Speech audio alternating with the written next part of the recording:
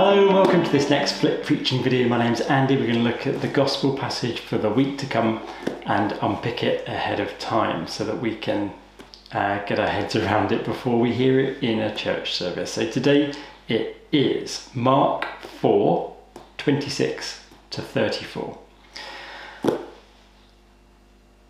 We have two wonderful parables of the kingdom here. I'm going to focus mainly on the second one, but briefly the first one is, I think, talking about the mystery of the way God does things. It's as if someone scatters seed on the ground and the seed sprouts and grow, but the farmer doesn't know how. There's something mysterious about the way God works. It's hidden from our eyes, but one day it will grow.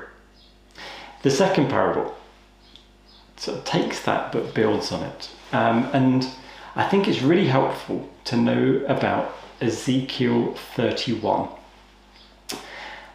So we're going to do a quick overview of Ezekiel 31, then we'll come back to Mark to see how they tie together. They're really obvious. So Ezekiel 31 is a prophecy where God tells Ezekiel to speak against the Pharaoh. Now, pharaohs in throughout the Old Testament represent the forces which are opposed to God, the supernatural forces really that are opposed to God. Pharaoh is like an archetype for the enemy which keeps people trapped. So that works in a real flesh and blood way, but also in a spiritual way. So this is God having words with the forces opposed to human flourishing, whatever they may be. And he compares Pharaoh to a cedar. Cedars were huge trees, very big they grew very big and very tall in Lebanon at the time. And it talks about how wonderful this tree is, how well it's grown, because it took abundant water from the earth.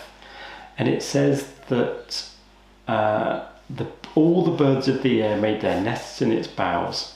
Under its branches, all the animals of the field gave birth to their young, and in its shade, all great nations lived. Poetically saying that this structure which had built up this Pharaoh Egyptian kingdom was home for everybody. Everybody lived within this tree. But it goes on to say the tree will be destroyed. It will be fallen. On its fallen trunk settle all the birds of the air. So there is this ancient prophecy that one day the structures of the world which give us a kind of home will be torn down. And Mark takes up that theme, or Jesus takes up that theme with his parable of the mustard seed. He said, "The kingdom of God is like a mustard seed, which is the smallest of seeds. And when it grows up, it becomes the greatest of all the shrubs and puts forth large branches so that the birds of air can make nests in its shade." He's saying that one day the kingdom of God, although it's small now, it's a tiny little growing thing at the moment, but it's small now, but one day it will take over and overtake the kingdoms of the world.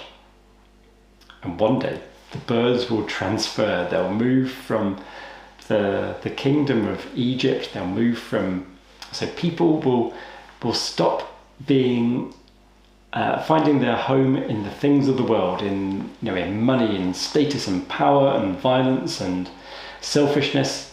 Instead, they'll make their home in the kingdom of God, all of them. Deeply good news. So, a few questions to think about.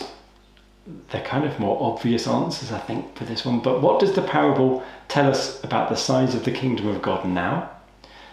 2, what does it tell us about the size of the kingdom of God in the future?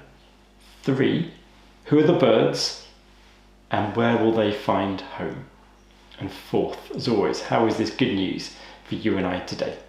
So, hope that's given you a few ideas and a bit of background behind this passage. I'd love to hear what you make of it. Okay, see